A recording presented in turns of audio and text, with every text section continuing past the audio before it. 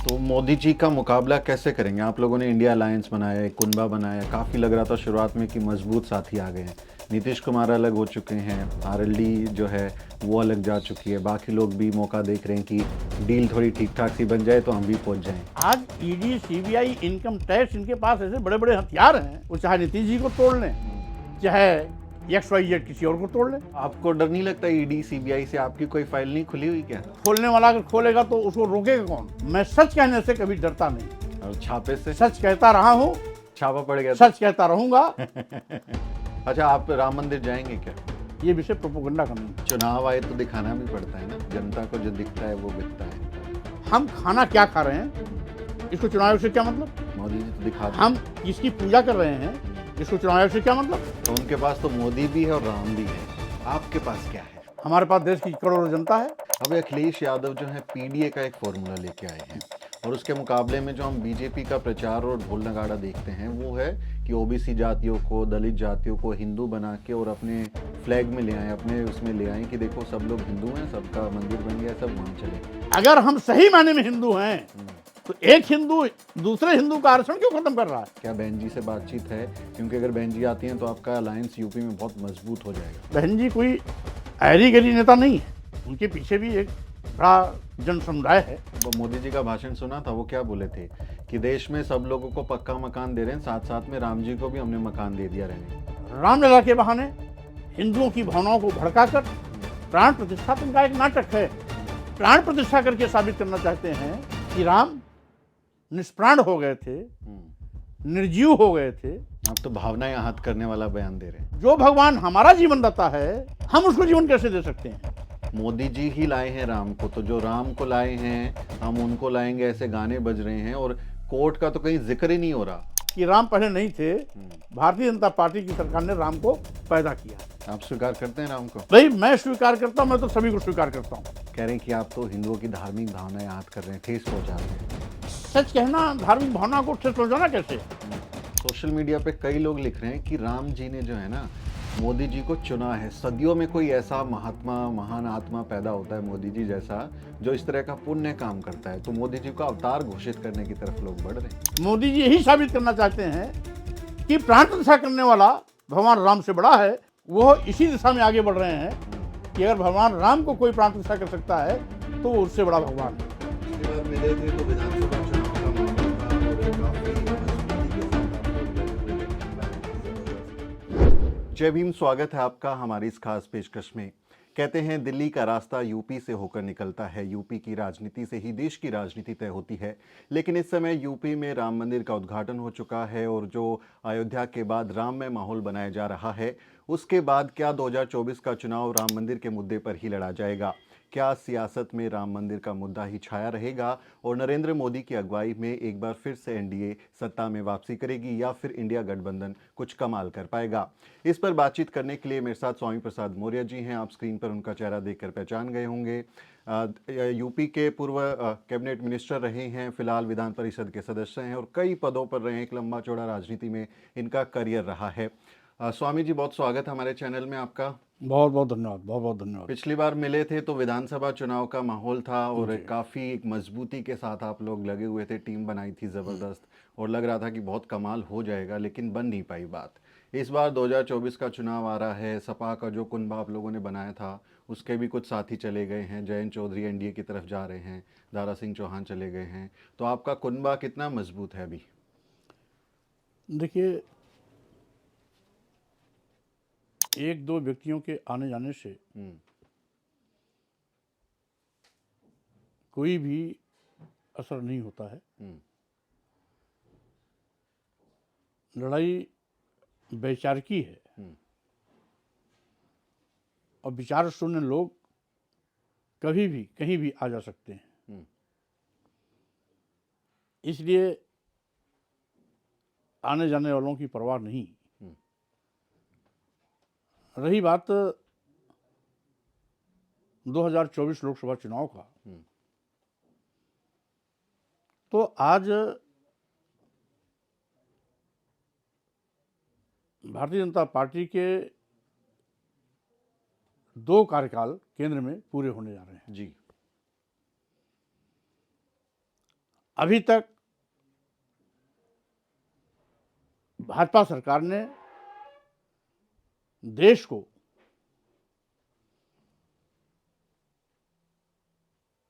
बेरोजगारी दिया है, करोड़ नौजवान बेरोजगारी का दंश झेल रहे हैं, महंगाई की मार से आम जनता की कमर टूट चुकी है, किसानों को दूना लाभ दिलाने का वादा करने वाली सरकार आज तक दूना लाभ नहीं दिला पाई है।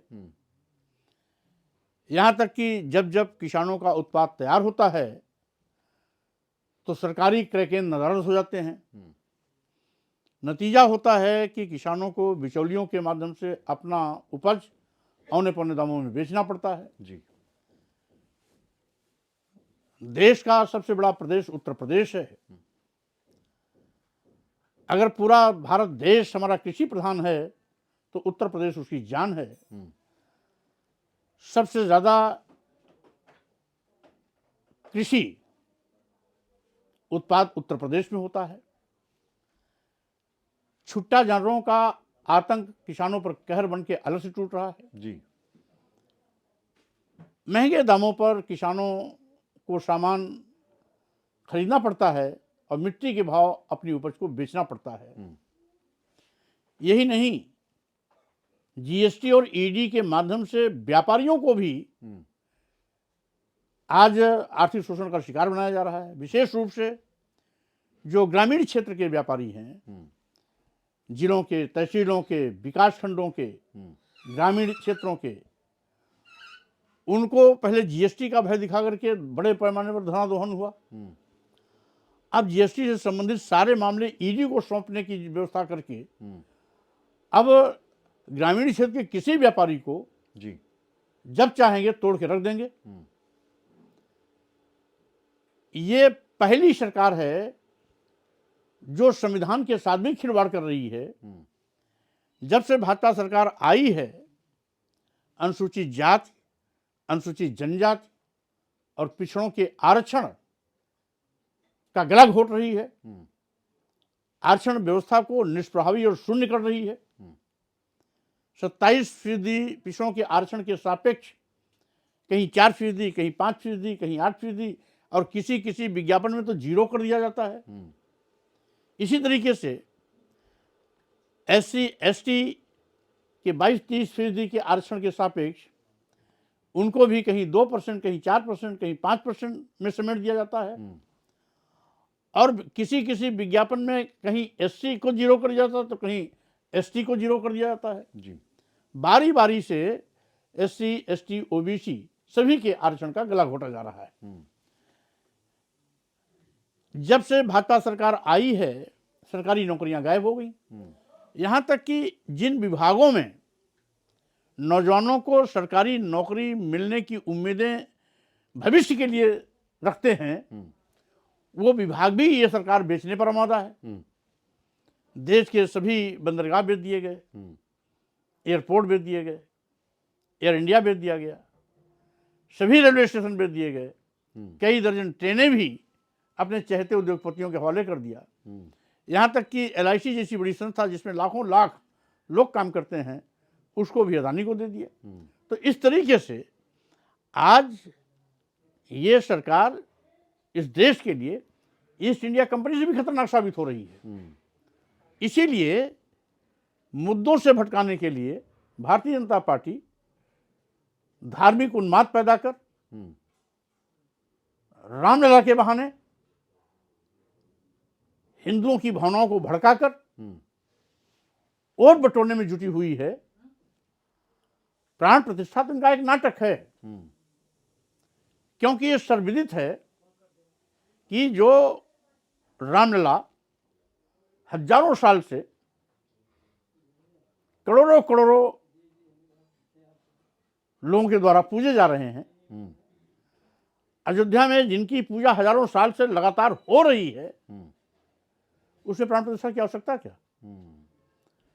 यानी प्राण प्रतिष्ठा करके साबित करना चाहते हैं कि राम निष्प्राण हो गए थे, निर्जीव हो गए थे, इसलिए मैं उनमें प्राण डालने की कोशिश कर रहा हूं। आप तो भावनाएं आहत करने वाला बयान दे रहे हैं। ये भावनाएं आहत करने की बयान नहीं है, ये भगवान राम का, रामलला का मर्यादा हनन है।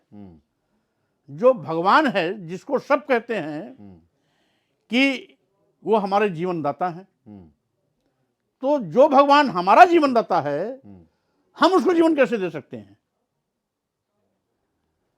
इसलिए आज प्राण प्रतिष्ठा कोई धार्मिक अनुष्ठान नहीं था। धार्मिक अनुष्ठान होता तो चारों शंकराचार्य में से कोई न कोई शंकराचार्य महोदय वहां पर उपस्थित होते। इसको हम सरकारी कार्यक्रम भी नहीं मान सकते, क्योंकि अगर सरकारी काम था और ऐतिहासिक कार्यक्रम था तो वहां में राष्ट्रपति जी को भी आना चाहिए था। यह शुद्ध रूप से भारतीय जनता पार्टी, विश्व हिंदू परिषद और आरएसएस का कार्यक्रम था। ये आम जनता का भी कार्यक्रम नहीं था, क्योंकि देश के करोड़ों करोड़ों श्रद्धालुओं को प्राण प्रतिष्ठा के दिन अयोध्या में प्रवेश वर्जित कर दिया गया था। इसका मतलब है यह श्रद्धालुओं का भी कार्यक्रम नहीं था, धार्मिक अनुष्ठान भी नहीं था। यह केवल भारतीय जनता पार्टी, आरएसएस और विश्व हिंदू परिषद का कार्यक्रम था। वही आयोजक, वही चीफ गेस्ट, वही कर्ता धर्ता और वही प्राण प्रतिष्ठा करने वाले लोग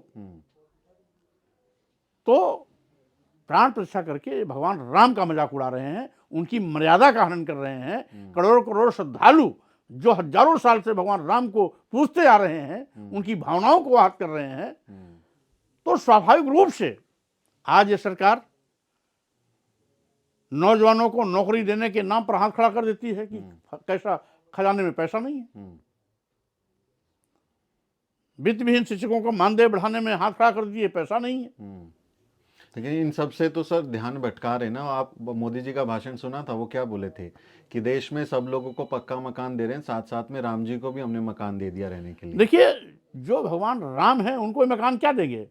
वो तो माननीय सर्वोच्च न्यायालय के आदेश से बना हुआ है। और जब माननीय सर्वोच्च न्यायालय ने राम मंदिर बनाने का आदेश किया तो हम सभी ने उसका स्वागत किया। तो माननीय सर्वोच्च न्यायालय न्यायपालिका में तो हम सबका विश्वास है। उसके निर्णय पर किसी प्रकार का किसी ने प्रश्न चिन्ह नहीं खड़ा किया। वादी प्रतिवादी भी सहमति दिया, सभी राजनीतिक पार्टियों ने भी स्वागत किया। तो उसमें इनका क्या एहसान है? वो तो माननीय सर्वोच्च न्यायालय की बात है। और अगर भारतीय जनता पार्टी से लेना चाहती तो इनसे भी बड़े राम भक्त थे आडवाणी जी और अटल बिहारी वाजपेयी जी। अटल बिहारी वाजपेयी जी की 3 बार सरकार थी, उनकी सरकार में बन गया होता। इसलिए भारतीय जनता पार्टी अनायास श्रेय लेने की कोशिश न करे। यह है माननीय सर्वोच्च न्यायालय के आदेश में बना है। अगर श्रेय जाता भी है, विवाद और समस्या का हल निकलने का कोई कारण भी है, तो न्यायपालिका है, माननीय सर्वोच्च न्यायालय है, लेकिन ये सरकार नहीं। आप ये नहीं मानेंगे कि ये जनता में तो ये मैसेज दे दिया है ना कि मोदी जी ही लाए हैं राम को, तो जो राम को लाए हैं हम उनको लाएंगे, ऐसे गाने बज रहे हैं और कोर्ट का तो कहीं जिक्र ही नहीं हो रहा। तो जनता में मैसेज उनका चला गया। यही है, जनता की आंख में धूल झोंकने का काम ये कर रहे हैं। और मैं जनता की आंख खोलने की कोशिश कर रहा हूं, क्योंकि जो भगवान राम है, जिसके विषय में कहा जाता है ऑमनी प्रेजेंट, सर्वत्र विद्यमान, सर्वशक्तिमान, जीवन दाता, यह साबित करना चाहते हैं। वो राम भारतीय जनता पार्टी सरकार के पहले नहीं था। भारतीय जनता पार्टी की सरकार राम को ला रही है, इस पर का ढिंढोरा पीट रहे हैं। जबकि सच ये है कि अयोध्या में हजारों साल से राम की पूजा हो रही है और रामलला मंदिर के नाम पर वो मंदिर बना। तो रामलला जो टेंट में थे उनको केवल यहां से वहां स्थापित करना था, तो प्राण प्रतिष्ठा कहां से आ गया? इसलिए ये प्राण प्रतिष्ठा केवल इनका ड्रामा है, चुनावी लाभ लेने का, लोगों को भटकाने का, लोगों की भावनाओं से खिलवाड़ करने का और इस बात का श्रेय लेने का कि राम पहले नहीं थे। भारतीय जनता पार्टी की सरकार ने राम को पैदा किया है। तो ये मैसेज जैसे इनके मैनिफेस्टो में क्लियर तौर पे था कि भाई हमारा एजेंडा है 370 हटाएंगे, राम मंदिर बनाएंगे, यूसीसी लाएंगे, ऐसे एजेंडे में इनके पहले से था। तो राम मंदिर के नाम पे पहले वोट लिया गया है और अब राम मंदिर बन गया है। तो क्या आपको लगता है कि चुनाव में राम मंदिर के मुद्दे पर ही आसपास कुछ बनेगा माहौल, या आप जो मुझे अभी गिनवा रहे थे कि रोजी रोटी नहीं है, स्वास्थ्य खराब है, लोग बेरोजगार हो गए हैं, ये जनता तो इन पे फर्क नहीं पड़ रहा ना, जनता नहीं, फर्क पड़ेगा। आप तो अब बताइए, 80 करोड़ लोगों को ये 5 किलो 10 किलो चावल देकर अपनी पीठ पर उतारते हैं, और जो 5 किलो 10 किलो चावल पर अपनी जिंदगी व्यतीत करता हो, क्या उसके मानेंगे कि वो विकसित परिवार है? 5 किलो 10 किलो चावल पर जीने वाला व्यक्ति गरीबी रेखा के नीचे वाला है। यानी इसको घुमा के ये बोलते हैं कि हम इतने लोगों को राशन देते हैं। सीधे अगर बोलते तो ये कहते हैं कि हमारे देश में 80 करोड़ लोग गरीब हैं और सरकारी राशन पे निर्भर हैं, और जो सरकारी राशन पर निर्भर हैं।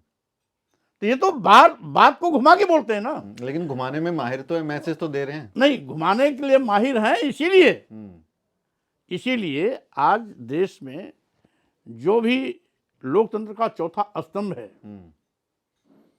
मीडिया, उसकी जिम्मेदारी बड़ी है। इत्तेफाक से वो गोदी मीडिया मोदी मीडिया हो गया। तो आपको कुछ उम्मीद है मीडिया तो से? लेकिन फिर भी आज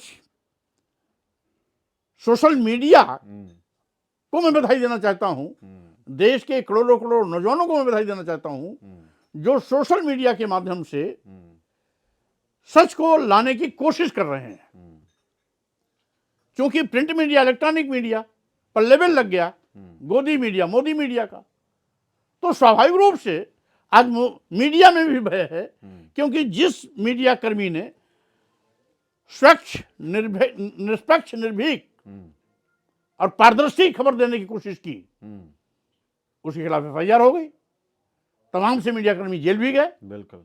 तो स्वाभाविक रूप से ये भय और दहशत पैदा करके मीडिया को भी कमजोर करने की कोशिश की।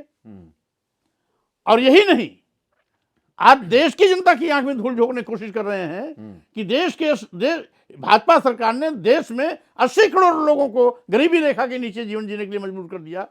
यानी जिनके पास न रोजगार है, न सरकारी नौकरी है, न खेती है, न व्यापार है, न रोटी पानी चलाने का कोई और उनके पास उपक्रम है, वो लोग 5 किलो 10 किलो चावल के लिए लाइन लगाते हैं। उत्तर प्रदेश जैसा बड़ा प्रदेश, यहां पर उत्तर प्रदेश सरकार कहती है हम 15 करोड़ लोगों को राशन देते हैं। 24 करोड़ में 15 करोड़ लोग गरीबी रेखा के नीचे, यानी गरीब, और वो उसको अचीवमेंट मानते हैं, और उसको अचीवमेंट मानते हैं। ये चुल्लू भर पानी में डूब करके इस सरकार को तो डूब जाना चाहिए कि जिस उत्तर प्रदेश 24 करोड़ की आबादी में अगर 15 करोड़ लोग गरीबी रेखा के नीचे हैं और 5 किलो 10 किलो चावल पर जीने के लिए मजबूर हैं, तो ऐसा मोहताज, ऐसा मजबूर, ऐसा मजलूम प्रदेश को कहते हैं हम $1 ट्रिलियन देंगे इकोनॉमिक, और सरकार कहती है, भारत सरकार कहती है हम $3 ट्रिलियन ले जाएंगे। तो पहले $3 ट्रिलियन ले जाने के पहले 80 करोड़ लोगों को अपने पैरों पर खड़ा करो। जिनको 5 किलो 10 किलो चावल दे रहे हो, उनको रोजगार दो, उनको सरकारी नौकरी दो, उनको उनके व्यापार दो, उनको खाने पीने की व्यवस्था करो। अगर वो अपने पैरों पर खड़े होते तो 5 किलो 10 किलो चावल पर जिंदगी जीने के लिए मोहताज क्यों होते? तो स्वाभाविक रूप से आज ये मुद्दे हैं, इन्हीं सब मुद्दों से लोगों का ध्यान भटकाने के लिए यह प्राण प्रतिष्ठा का ड्रामा किए हैं। प्राण प्रतिष्ठा तो भगवान राम हैं, उनको कौन नहीं स्वीकार करता? आप स्वीकार करते हैं राम को? भाई मैं स्वीकार करता हूं, मैं तो सभी को स्वीकार करता हूं, क्योंकि मैं भारतीय संविधान को सबसे बड़ा अपना ग्रंथ मानता हूं। भारतीय संविधान निर्माताओं ने देश के सभी धर्म, पंथ, वर्ग, जाति, वर्ण के लोगों का सम्मान रखते हुए इस बात की व्यवस्था की है कि हमारे देश में सभी धर्मों का सम्मान है, सभी पंथों का सम्मान है। और इसीलिए मैं सबकी धार्मिक भावनाओं का सम्मान करता हूं, किसी भी धर्म का हो, हिंदू हो, मुस्लिम हो, ईसाई हो, बौद्ध हो, जैन हो, सिख हो, पारसी हो, जो भी भारत में हैं, हम सबका सम्मान करते हैं। फिर आपके खिलाफ इतना प्रदर्शन क्यों है? कभी आपके काफिले पे कोई हमला कर रहा है, कोई रोक रहा है, कह रहे हैं कि आप तो हिंदुओं की धार्मिक भावनाएं आहत कर रहे हैं, ठेस पहुंचाते हैं। सच कहना, धार्मिक भावना को ठेस पहुंचाना कैसे है? सही मायने में तथाकथित लोग जो हम पर आरोप लगाते हैं, वो तो भगवान राम की मर्यादा के साथ खिलवाड़ कर रहे हैं। वो तो भगवान राम में प्राण प्रतिष्ठा करके भगवान की राम की तौहीन कर रहे हैं। वो तो भगवान राम में प्राण प्रतिष्ठा करके ये साबित करना चाहते हैं कि भगवान राम निष्प्राण हो गए थे, निर्जीव हो गए थे, हम उनको प्राण प्रतिष्ठा करके जिंदा कर रहे हैं। तो स्वाभाविक रूप से सामान्य सी बात है, भगवान में इंसान जान कैसे डालेगा? भगवान तो अपने आप सुपर पावर है, सर्वशक्तिमान है, सर्वत्र विद्यमान है, और हम वाहवाही लूटे कि हमने प्राण प्रतिष्ठा कर दिया राम में। तो अगर प्राण प्रतिष्ठा हमने कर दिया और हमारे प्राण प्रतिष्ठा से राम क्या महत्व बढ़ा, तो राम से बड़े तो हम हो गए। ये भारतीय जनता पार्टी लोग साबित करना चाहते हैं। जबकि भगवान अपनी पहचान के लिए किसी के लिए भी मोहताज नहीं है। जो सर्वशक्तिमान है, जो सर्वत्र विद्यमान है, उसमें इंसान प्राण प्रतिष्ठा कैसे कर सकता है? और प्राण प्रतिष्ठा करके या तो वो भगवान राम की मर्यादा को मजाक बनाना चाहता है, या फिर अपने को भगवान राम से बड़ा स्थापित करना चाहता है। आपने सोशल मीडिया पे आप एक्टिव रहते हैं, मैं देखता हूँ आपका ट्विटर लगातार लिखते हैं। सोशल मीडिया पे कई लोग लिख रहे हैं कि राम जी ने जो है ना मोदी जी को चुना है। सदियों में कोई ऐसा महात्मा, महान आत्मा पैदा होता है मोदी जी जैसा, जो इस तरह का पुण्य काम करता है, तो मोदी जी को अवतार घोषित करने की तरफ लोग बढ़ रहे हैं। देखिए, अब यही इस देश का दुर्भाग्य है कि जो भी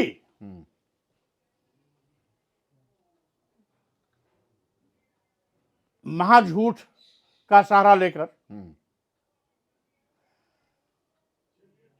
सच को गर्त में मिलाकर झूठ सर पर चढ़ के बोलने लगे, तो जो अपने मियां मुंह मिट्टी ही बनना है, तो अपने को भगवान कहे या भगवान से बड़ा कहे। और भगवान राम को प्राण प्रतिष्ठा करके मोदी जी यही साबित करना चाहते हैं कि प्राण प्रतिष्ठा करने वाला भगवान राम से बड़ा है, यानी मोदी जी अपने को भगवान राम से बड़ा साबित करने का काम कर रहे हैं। तो स्वाभाविक रूप से वो इसी दिशा में आगे बढ़ रहे हैं कि अगर भगवान राम को कोई प्राण प्रतिष्ठा कर सकता है, तो वो उससे बड़ा भगवान है। तो उनके पास तो मोदी भी है और राम भी है, आपके पास क्या है? हमारे पास देश की करोड़ों जनता है। हम जनता के बीच में जाएंगे कि किस तरीके से सरकार आपके साथ धोखा कर रही है। 80 करोड़ लोगों को गरीब बनाया, लाचार बनाया, मजलूम बनाया, उनको रोजी रोटी व्यापार रोजी रोटी छीन करके 5 किलो 10 किलो चावल पर जिंदगी यापन करने के लिए मजबूर कर दिया।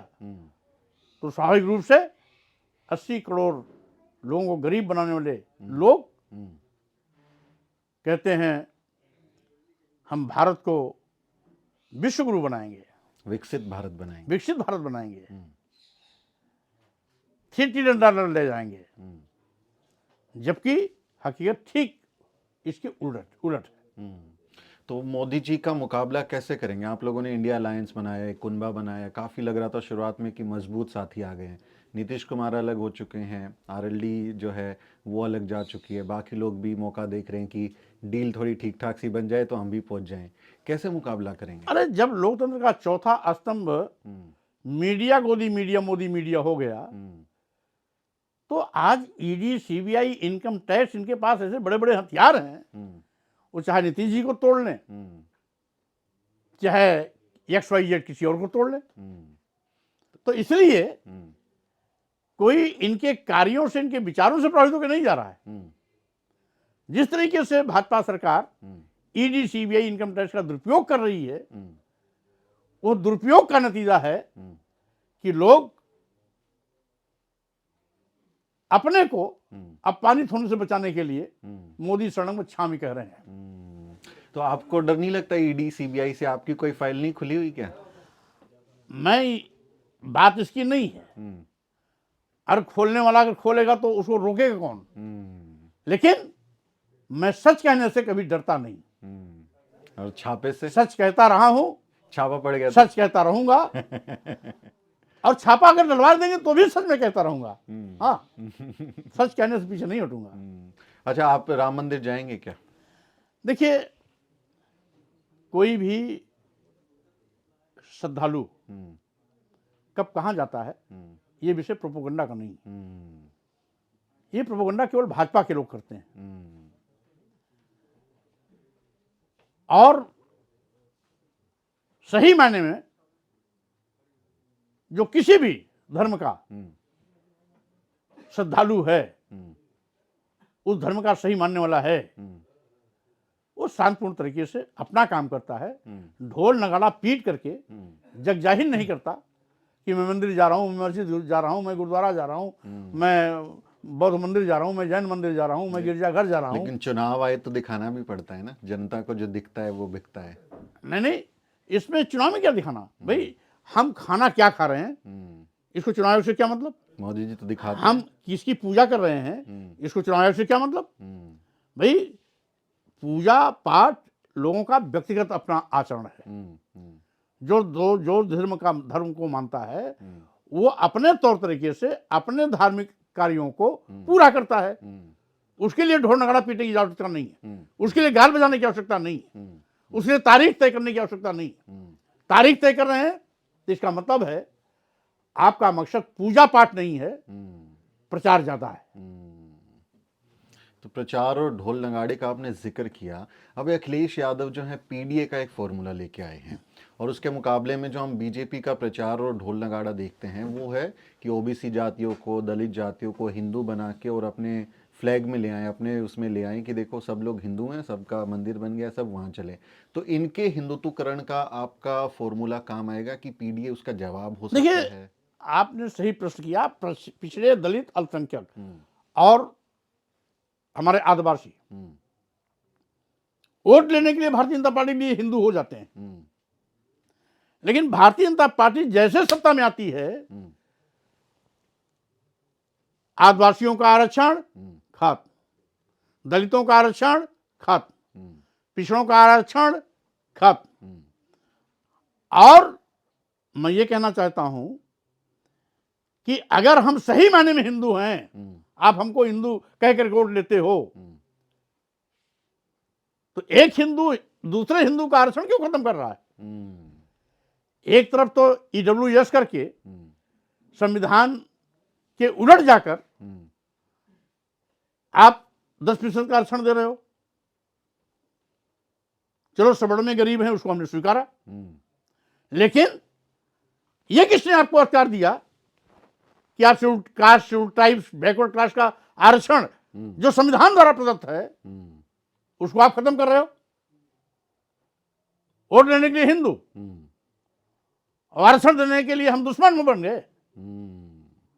तो इसीलिए मैं अनुसूचित जात, अनुसूचित जनजात और पिछड़ों को भी सावधान करना चाहते हैं कि भारतीय जनता पार्टी धोखा है, आरक्षण विरोधी है, आपके आरक्षण का कत्लेआम कर रही है, आपके बेटे बेटी को सरकारी नौकरियों से वंचित करने का साजिश कर रही है। इसलिए सावधान हो जाओ। यह आपके बेटे बेटियों की न केवल सरकारी नौकरी छीन रहे हैं, बल्कि संविधान का आरक्षण भी खत्म कर रहे हैं। इसलिए इनके धोखे से सावधान रहो।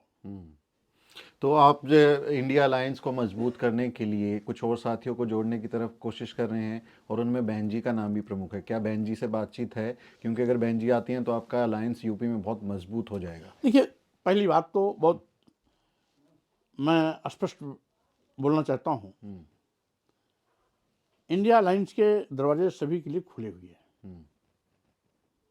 जो भी आता है उसका स्वागत है। बात हो रही है नहीं हो रही है, ये इंडिया अलायंस में जुड़े हुए पार्टियों के राष्ट्रीय अध्यक्ष का मामला है। वो तय करेंगे किससे वार्ता हो रही है, किससे नहीं हो रही है, कौन आ रहा है, कौन नहीं आ रहा है। उस पर हम लोगों को बोलने का कोई अधिकार नहीं।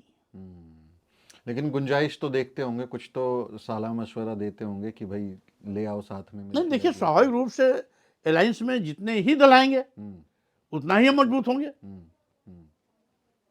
तो स्वाभाविक रूप से बहन जी कोई ऐरी गैरी नेता नहीं है, उनके पीछे भी एक बड़ा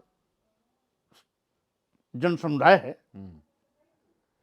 तो अगर आती हैं तो इसमें कोई दो राय नहीं कि इंडिया अलायंस मजबूत होगी, सशक्त होगी, इसमें कोई दो राय नहीं।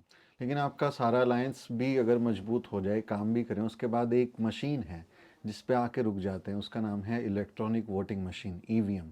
तो ईवीएम के भरोसे भी कई बार कहा जाता है कि भाई अब की बार मोदी जी बोले ना कि 370 सीट आएंगी बीजेपी की, तो ईवीएम पे भरोसा है आप लोगों को कि नहीं, इसमें कोई दो राय नहीं। ईवीएम पर जब सवाल उठ रहा है तो कहीं ना कहीं दाल में काला तो है, और उसको स्पष्ट रूप से मैं कहना चाहता हूं, अभी अभी जो भी हाल ताज में चुनाव हुए, 2022 का उत्तर प्रदेश का असेंबली चुनाव हुआ। कुल उत्तर प्रदेश में 403 विधानसभा सीटें हैं। 403 विधानसभा सीटों में से 309 सीटों पर बैलेट पेपर वोटिंग में समाजवादी पार्टी आगे रही। तो ईवीएम मशीन की गिनती में पीछे कैसे?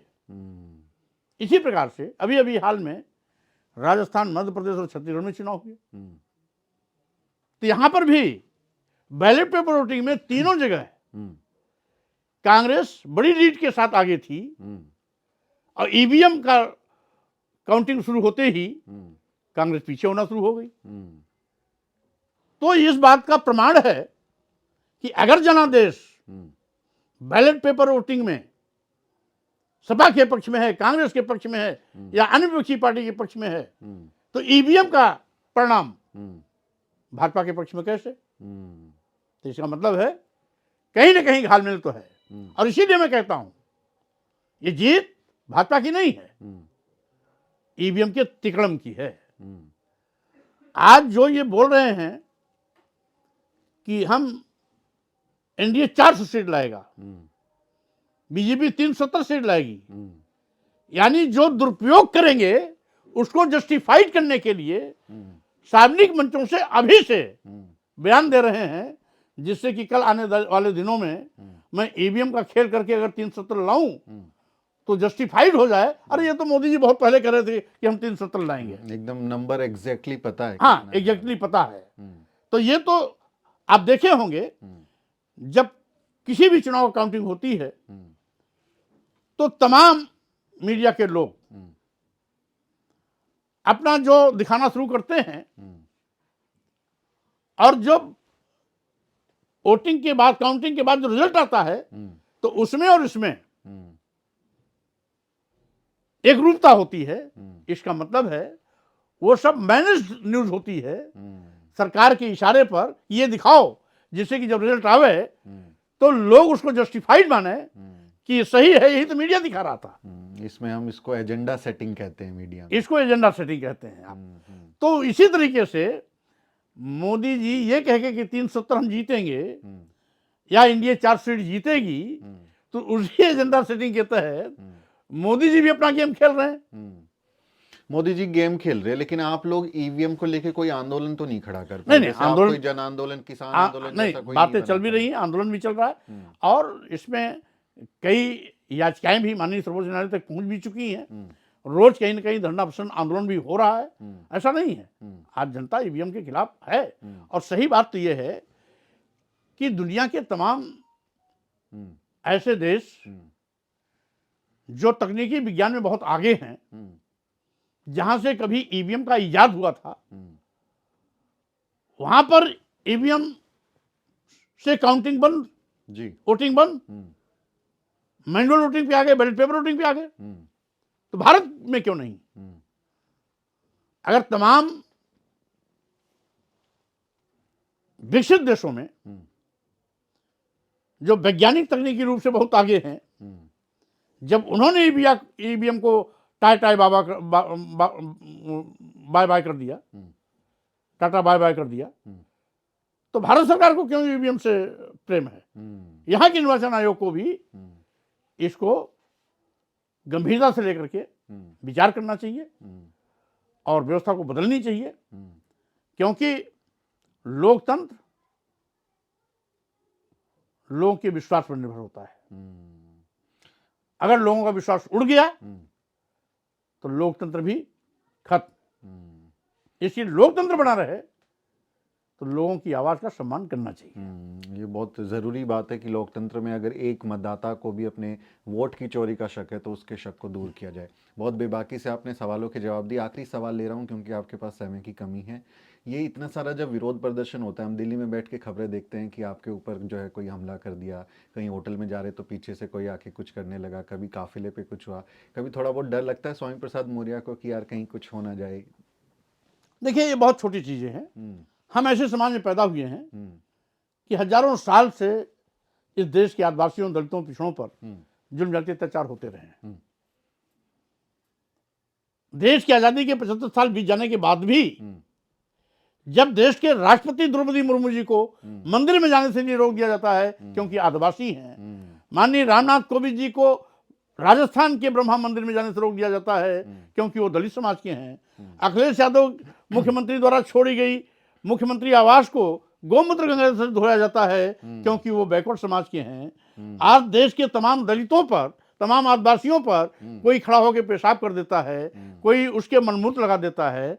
और यही नहीं, पहले भी कभी शंभू का सर काटा जाता था, कभी एकलव्य का अंगूठा काटा जाता था। तो स्वामी प्रसाद मौर्य पर हमला हो रहा है, इनके ऊपर काली शाही लोग फेंकने का प्रयास कर रहे हैं, तो हम समझते हैं इसको मैं अन्यथा नहीं लेता, क्योंकि यहां कुछ ऐसे वर्ग के लोग हैं जो अपने को सर्वशक्तिमान मानते हैं, भगवान से भी बड़ा मानते हैं, और कुछ भी करने के लिए उनको छूट है, और उसी छूट के तहत वो आज भी हमें इंसान नहीं मानते हैं। आज हमें जानवरों से बदतर जीने के लिए मजबूर करने की कोशिश करते हैं, हमारे साथ भी बदसलूकी करने की कोशिश करते हैं। और साथ ही साथ आज इस देश में इसीलिए आवश्यकता है बाबा साहब डॉक्टर अम्बेडकर के संविधान के तहत इंसानियत के सशक्तिकरण का, सामाजिक सद्भाव का, भाईचारा बनाने का, सशक्त राष्ट्र बना करके हम अपने देश को आजाद कराने वाले तमाम स्वतंत्रता संग्राम सेनानियों के सम्मान देने का। लेकिन कुछ ऐसे लोग हैं जो देश को गुलाम बनाने की बिना पर भी अपने वर्चस्व को बनाए रखने की कोशिश करना चाहते हैं। आज भी कुछ ऐसे लोग हैं जो देश को बांटने की फिराक में हैं, हिंदू राष्ट्र बनाने की मांग कर देश को बंटवारे की ओर ले जाने की कोशिश कर रहे हैं। हिंदू राष्ट्र की मांग करना अपने आप में देश बंटवारे का बीज बोने का पाप है। इसीलिए ये ऐसे लोग हैं जिनको रोका नहीं जा सकता। हाँ, इतना जरूर है कि न्यायपालिका पर हम सभी लोगों को भरोसा है। देर हो सकती है लेकिन न्याय अंततः मिलेगा, इस उम्मीद के साथ हम न्यायपालिका पर भरोसा करके आज भी आगे बढ़ रहे हैं। तो ये थे स्वामी प्रसाद मौर्य, जिन्होंने बहुत बेबाकी से मेरे सवालों का जवाब दिया और कुछ अपने जवाबों में उन सवालों का भी जवाब दे दिया जो मैं पूछना चाह रहा था। इस बातचीत पर आपका क्या ओपिनियन है, क्या राय है? जो बात बता रहे हैं भारत की राजनीति के बारे में, इस समय आने वाले लोकसभा चुनाव में क्या मुद्दे होंगे, किस तरह की स्थितियां बन रही हैं, उस पर स्वामी प्रसाद मौर्य का जो प्रेडिक्शन है उस पर आप अपनी राय कमेंट करके ज़रूर लिखें। आपका कोई ओपिनियन हो तो उसको हम वैल्यू देते हैं, उसको पढ़ेंगे। आपसे अपील है वीडियो को शेयर करें और चैनल को सब्सक्राइब करें। मैं तो चाहता हूँ कि सर आप ही कहें कि चैनल सब्सक्राइब कर लें, क्योंकि आप कह रहे थे ना कि गोदी मीडिया वाले दिखाते नहीं है, तो सोशल मीडिया वाले तो मैंने तो पहले ही कहा कि सोशल मीडिया की भूमिका आज बहुत बढ़ गई है क्योंकि जो यहाँ का चौथा स्तंभ था, प्रिंट मीडिया, इलेक्ट्रॉनिक मीडिया, उस पर मुहर लग गई गोदी मीडिया, मोदी मीडिया का। तो अब निष्पक्ष, निर्भीक और पारदर्शी खबर चलाने के लिए सोशल मीडिया को आगे आना चाहिए। इसके लिए मैं आपके चैनल को बहुत बधाई, शुभकामना देता हूं कि आप हिम्मत के साथ निष्पक्ष खबर परोसने जा रहे हैं। बहुत बहुत शुक्रिया। कमेंट करें, चैनल को सब्सक्राइब करें। मेरा नाम सुमित चौहान है। इस वीडियो इंटरव्यू को रिकॉर्ड करने में मेरी मदद करें मेरे सहयोगी मोहित। जय भीम। साथियों, अगर आपको द न्यूज वीक का काम पसंद है और आप चाहते हैं कि हम यूं ही अम्बेडकरवादी पत्रकारिता करते रहें, तो हमारी आर्थिक मदद जरूर करें। आप अपनी स्क्रीन पर दिखाई दे रहे इस QR कोड को स्कैन करें और न्यूज वीक फाउंडेशन के खाते में अपनी दान की राशि भेजें। QR कोड के अलावा आप UPI के जरिए भी मदद कर सकते हैं। आप हमारी UPI ID newsweek@yes बैंक पर भी मदद भेज सकते हैं। इसके अलावा आप हमारे अकाउंट में भी मदद भेज सकते हैं। खाते का नाम है Newsweek foundation, account number है 02358800000640। IFSC कोड है YesB000235। बैंक का नाम यस बैंक है और ब्रांच है नेहरू पैलेस, दिल्ली। आप डोनेशन के एवज में इनकम टैक्स में भी छूट पा सकते हैं। डोनेशन की रसीद पाने के लिए ट्रांजैक्शन का स्क्रीनशॉट हमें भेजें। टाइप करें डोनेशन स्पेस आपका नाम और हमें 8595794224 पर व्हाट्सएप करें।